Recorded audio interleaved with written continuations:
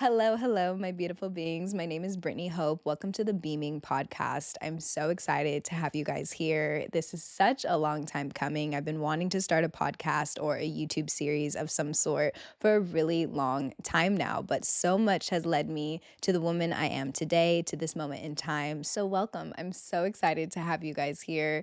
Let's get into this because today we're going to be talking about navigating our shadows and how to stay rooted in love and compassion. I started my healing journey back in 2018. This is when I first met my healer, Alta. She is absolutely amazing, and she really showed me how to move with love and more intention versus picking a more negative path. And this was something I really needed at the time. I'm from Calabasas, California. I grew up in a really beautiful family, but I experienced a lot of trauma at the same time from a family member, physical and sexual abuse. And this is something that I didn't unravel for myself until later in life. I actually came to the physical and emotional trauma more in like my adolescence, like my high school years. And then I didn't visit the sexual trauma since it didn't come up for me until I was about like 24, 25. So there was a lot of things that I was moving through, a lot of friendships that were really difficult for me at the time. And navigating all of this in a more predominantly white Jewish neighborhood was really, really difficult. And then my family loved my grandparents, loved my mom and my sisters. They were also navigating their own emotions and their own negative rooted feelings. So, this thing called shadows, right? And what do we mean when we say shadows? Shadows are the depths of our soul that are a little bit more uncomfortable. This is where our trauma lies, our triggers, just those negative rooted feelings that really just bring up all those trauma responses and the anxiety. And this is something that getting to know my shadows was really pivotal in my healing. I remember when Alta introduced me to this concept in one of our sessions, she actually had me come prepared with a list of people that have ever triggered me in my life. And we sat there and I stated how I felt about these people. And then she had me switch seats. And then I had to respond back to myself. And I remember doing this exercise. And when I would have to respond back to myself, I couldn't lie anymore. And it was just such an eye opening moment for me because it was the first time that I feel like I really allowed myself to feel heard and express my pain in like an unconditional way in a loving environment that was encompassed with safety and protection, since my healer was facilitating this exercise. And I remember walking out of that session just feeling so liberated and free. And Alta does hypnotherapy. So every night I would listen to my hypnotherapy sessions. I was really committing to the work because one thing I knew from a really young age is that I'm a really positive person. Like, I am rooted in love. I am a Libra. We are bubbly little loving beings. And I just felt like all of this negativity that I was kind of born into and that was just kind of put on me, just like not my fault, was not my truth. I was excelling a lot in school when it came to like cheer and dance. I was a part of all of those things. I was really moving and grooving. If you knew me from high school, you know, I was low key that girl. I shaved off my head, but I was also going through a lot in friends. I would blow through friends. I actually reconnected with a lot of my high school friends this last year, and it's been really fascinating having conversations with them because it shows me how many friends I actually blew through. And to this day, I still only have about 3 people from high school that I talk to. So if that doesn't say a lot, crazy. But the ones that are still here really genuinely loved me through it. And navigating my shadows, it was just such a fascinating journey for me because I didn't meet Alta until after college. So all of these reflections have been over the last couple of years. And the more I sat with them, I went through them, I realized how important it is to navigate your shadows. When you're navigating your shadows, you have the option in life to pick a positive approach or a negative approach. And I would sit down and I would look at all my triggers, everything that I had ever been through, and I really dissected them. And that was something that was so pivotal to like my knowingness of a woman, my maturity, and getting to know who I was so important because growing up, because I guess you could say I naturally excelled at a lot of things. A lot of people would just tell me that I was great or tell me that I was pretty or tell me that I was talented, but like I didn't feel that way, if that makes sense. My confidence was at times probably arrogant, um, and just like really pushing through people, but it was the only thing that like kind of kept me breathing at the time because everything in my personal life just felt so chaotic, but it wasn't something that I had a real knowingness of. So moving into the woman that I am today and now going through all of those things, I realized that I was constantly just in a real bad stress environment. And it wasn't that my family wasn't there as supporters because my family has always been behind me. It was just that they couldn't support me in the way that I needed emotionally. And we'll get into, as these episodes continue, more depth within my family. But we're just going to touch the surface today because I think to start, I really want to talk about shadow work because that is something that I use every single day and helps me really maintain my focus, my root back to who I am, and just like this knowingness within me. We'll probably have a couple episodes about shadow work, to be quite honest, because it is like revolutionary work within you. And I want to talk about stress responses first and trauma responses because this is something that is really, really important to know as you move throughout your journey. So, there are four types of trauma responses: fight, flight, freeze, and fawn. Let's first talk about fight.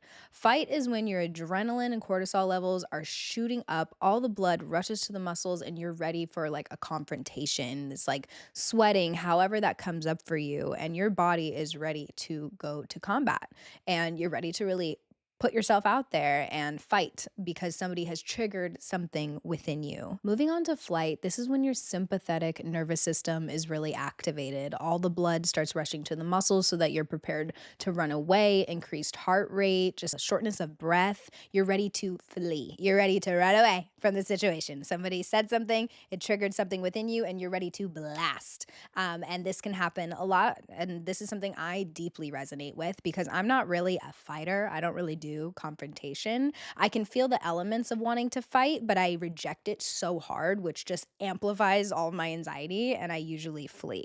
I'll sometimes come back if I want to, but like that's years of being able to notice when I'm being triggered and what trauma response is coming up for me. So that is flight. Moving on to freeze. This is more of a immobilization or a physiological response. It's a decrease in heart rate and literally makes you want to stop where you're standing and freeze. This is a really big one for a lot of people that are more introverted, that aren't really ready to speak up and confront a situation and go to combat, so to speak, or aren't used to having the permission to run away. So it's more of a moment in time where you just feel frozen. And that one, I've been there and that one feels terrible. And it really came up for me more in like my sexual assault, more than anything. So moving on to fawn. And when you think of fawn, right, it makes you feel like it's like an endearing type of nature, more of a submissive nature. And most of the time when people have fawn as a trauma response, they're going to engage in the inappropriate behavior or they're going to do it to appease the situation. And this can happen oftentimes more than not. And this one in particular, I feel like people don't even realize that they're doing. And this one, it's really important to understand your triggers and your shadows and what is coming up for you when you are confronted with something that makes you uncomfortable, because this is the one that can make you feel a little bit more taken advantage of, especially for me personally. Fawn has such a soft spot in my heart because you don't even realize you're being submissive, especially as a woman. It's really important to understand these trauma responses because your prefrontal cortex is the part of your brain that is constantly thinking. And this is the part of the brain that is activated when one of these trauma responses is triggered within you. So really understanding them so you can understand the depths of your shadows more and the situations that you've been through in your life is super, super important. For example, I've been working on a book for like the last couple of years, and I really want to express and explain this analogy, I guess you could say. So, in your shadows, in the depths of your soul, the things that make you a little bit more uncomfortable, these dark spaces, when you're sitting in negative rooted emotions or experiencing any type of trigger, aka your shadows, We have what is called emotional landmines within you. This is a concept that I created within my healing sessions with my clients. And I really want to break this down because this is how it makes sense to me. Okay. And I like to look at our inner soul, our positive, our negative, as like a jungle, an emotional jungle, so to speak. And in this jungle, you have the forest floor, right? This is where you just are walking around, right? We can't fly, so we're on the forest floor. And this is where you could be walking. And if you think about, if you really take a second to visualize yourself on the bottom of a forest, at the ground floor of a forest, and you're rooted in the earth, it's pretty dark down there. There's really dense foliage above you. There's little trickles of beams of light that are coming through, but it's predominantly pretty dark in the big bulk of this forest within you, right? So I like to think of this as like walking through your shadows. You're deep in the depths of your forest. As you're navigating this forest, you might step on emotional landmines, which are the triggers within you. These are your trauma stories. These are the things that make you who you are. For example, I was sexually abused as a child. I remember the uncomfortability. I remember the feeling of violation. I remember the fawn response of not speaking up and just kind of freezing also. This is also something that's really fascinating true too. When you're experiencing different forms of trauma, you can have both trauma responses happening all at once. Fawn and freeze were very close to each other because I was experiencing sexual abuse from somebody so much older than me in my family. It just put me in a state of just being really frozen and really stuck and but like submissive at the same time because I was a kid and I didn't understand like the duality of what was going on with in the situation. I just didn't know what that was. I just knew that it was uncomfortable. So this is something that I know within me, a part of my story. So when I'm walking through my shadows and I see this landmine, this emotional landmine within me, I remember what it feels like. I know why it's there. And it's a jot down in my mental map that that is where that exists within me. I'm going to go around it because I know how that feels. I've acknowledged that pain. I've released it. I've let it go with so much love. I have a knowingness of what I experienced. I honor and I give myself permission to move on from that negative rooted emotion and noted this is where it exists within me and I'm choosing to pivot, right? And then also in this forest, remember I said you have this dense foliage above you, but these beams of light that are coming through, that beams of light, if you think about standing in the light in any capacity, it is the best feeling. It just feels like you're safe, you're protected. It feels like a warm hug. So in this emotional jungle, you have these beams of light that you can stand in for safety and protection. So as I'm moving through this and I see this emotional landmine within me, instead of existing there, since Brittney chose to move on and release it and let it go with love, with honor, respect, and reflection, I'm going to go stand in this beam that makes me feel happier. So instead of going back and living within that memory and making it my truth and my reality, I'm choosing to pivot into something a little bit more high vibrational. So I've trained my mind. If somebody triggers me when it comes to sexual assault, like if I'm in a conversation and somebody brings that up, instead of letting it wound me, since I've chosen to honor and respect that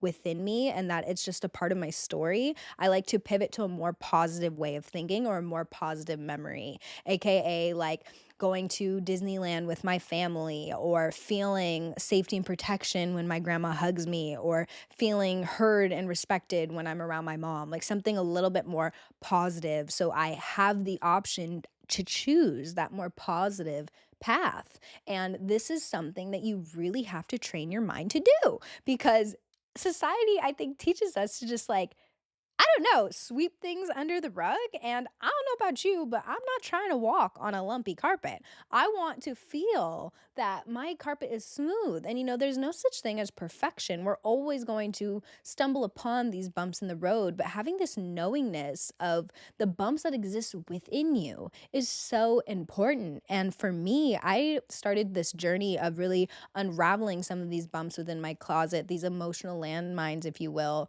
at a really young age. So I'm at a point in time today where there's not a lot of things that can infiltrate my systems. So I really do believe that I am operating at such a beautiful and divine frequency that I didn't think I would ever have access to.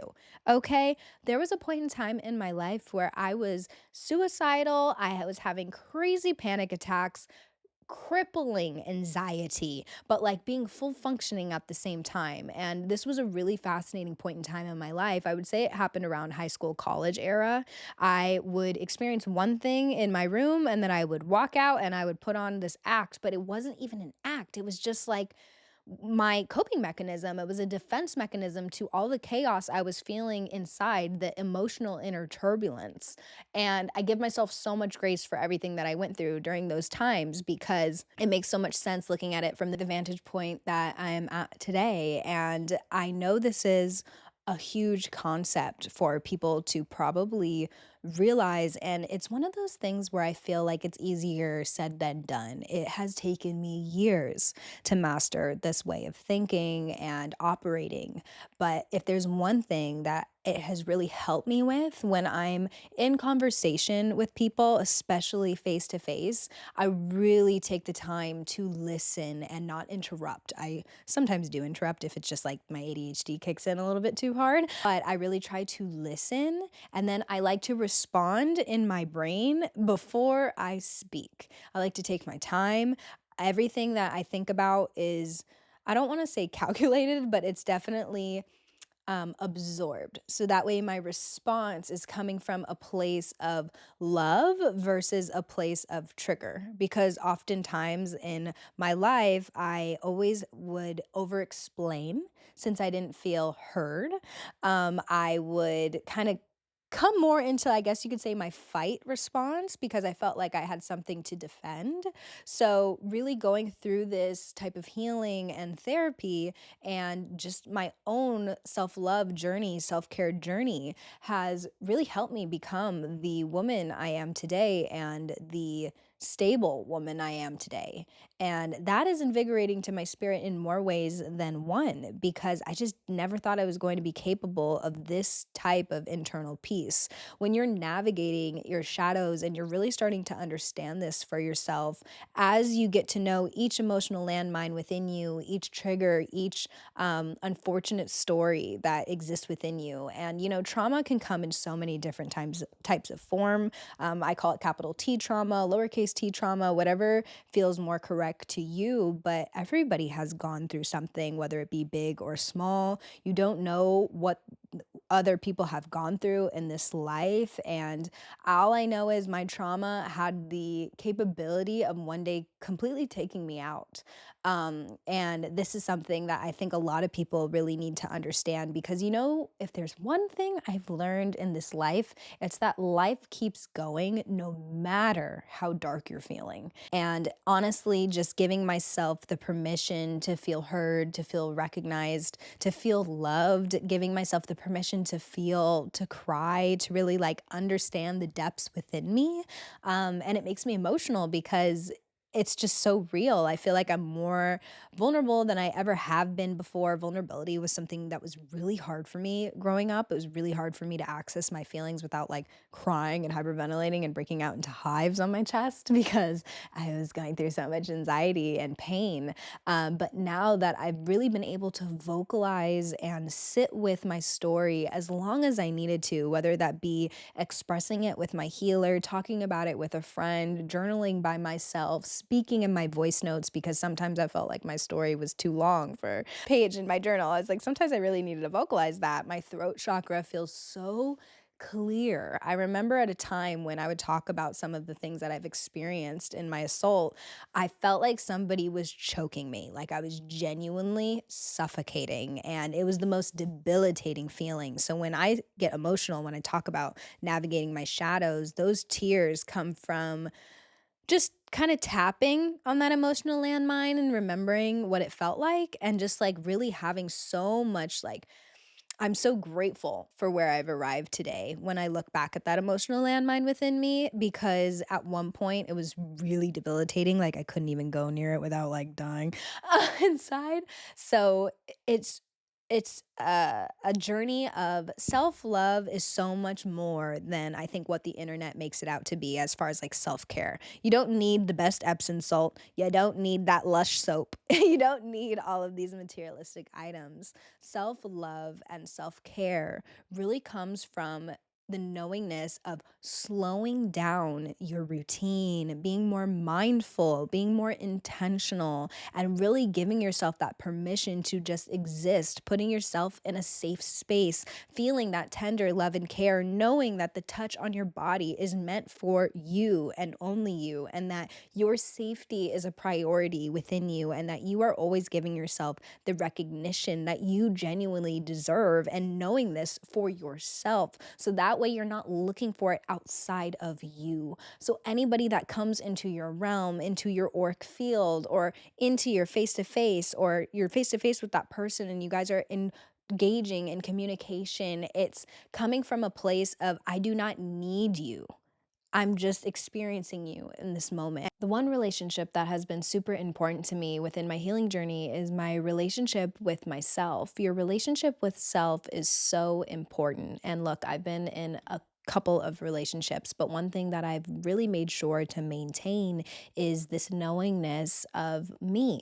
And that's super important because nobody knows how it feels to be in your shoes. They can try to relate and see it from your perspective, but really knowing how it felt to experience that negative experience or that assault or that traumatic experience within you, nobody is going to understand that like you. And it's really important to release the expectation that somebody is supposed to understand this within you. And that is something that took me years to understand. And to be honest, I feel like within the last year, that is something that I really started to understand. And when I would be in relationships with people, I would almost feel like misunderstood because I felt like I needed them to know all of my story.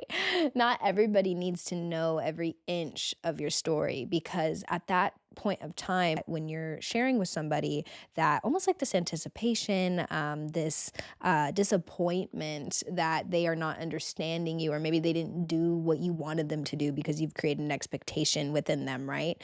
That is almost like you expecting somebody to read your mind and to understand what it felt like to be violated in the way that you might be experiencing. And that's a lot of responsibility to put on another person. And when I started to see that in a couple of my failed relationships, that this was like a pattern, it showed me that I needed to sit with some of these negative experiences and these emotional landmines, if you will, within me, so that I can really honor and respect them and look back at them with a lot of love. I always like to tell people, when you are doing any type of shadow work or you're going back within the wounds of your past, it's really important to make sure that you have a safe space where you feel protected, whether that be in your room with a locked door, in a place where people can't hear you, in your voice memos, in a journal, something that's kept safe and personal to you is super, super important.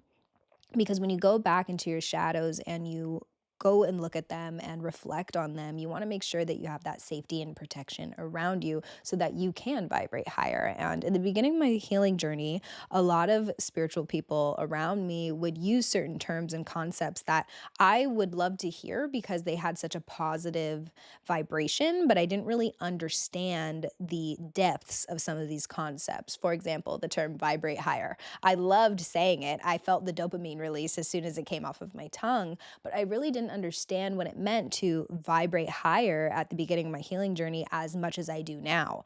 Vibrating higher is such a good thing to say, but a really important thing to break down. And when I think of vibrating higher in the terms of my emotional forest that I'm trying to visualize and put into a picture for you guys, it's choosing to honor and respect that negative rooted emotion in the moment. So, this emotional landmine that exists within you, and choosing to honor it, acknowledge it, reflect, release, give yourself permission to let go. And when you choose to let go with that much honor and respect within you, it pivots you on to this new beam of light within you. And if you think about standing in a beam of light, again, it's radiant, it's loving, it's warm, it's compassionate, it's loving, it's grounding, it's rooted in love. So, vibrating higher to me is finding those beams of light from the first instance of a negative rooted emotion and choosing now that positive emotion, that positive reflection, that positive feeling, that positive action, which is going to release you back to love with so much more support and compassion for self. So that way, when you are engaging with somebody that may trigger you, or you see something that triggers you, you know, okay, I know what this is triggering within me. I've sat with this. I've reflected on it. I can now choose very quickly. You'll be so shocked to see how fast this can happen when you practice this method. You can take it in, honor that it's coming up for you.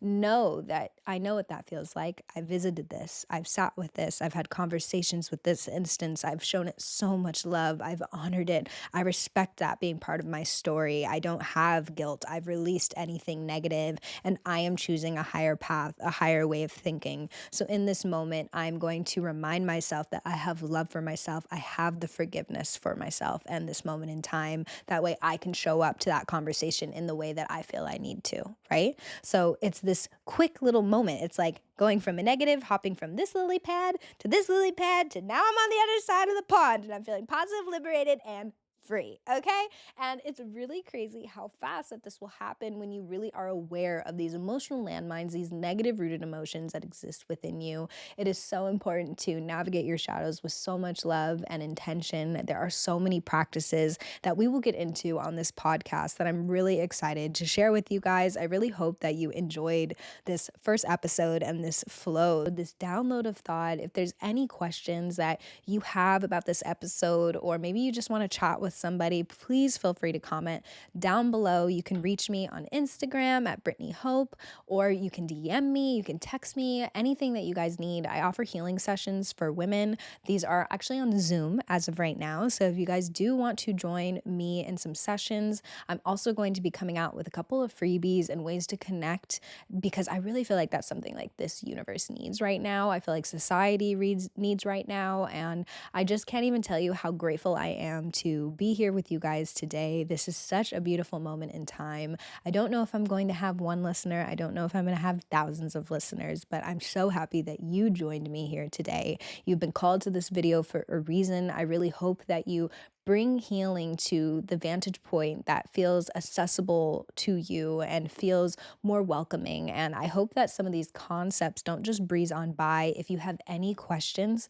please feel free to reach out to me. I am all things healing, and I really want these concepts to be understood within you. Thank you so much for joining me today. I hope you choose something that fills you with so much love today and that you are feeling supported. And if you're not feeling supported, I hope you do one thing that makes you feel really loved today and really acknowledge that wound within you.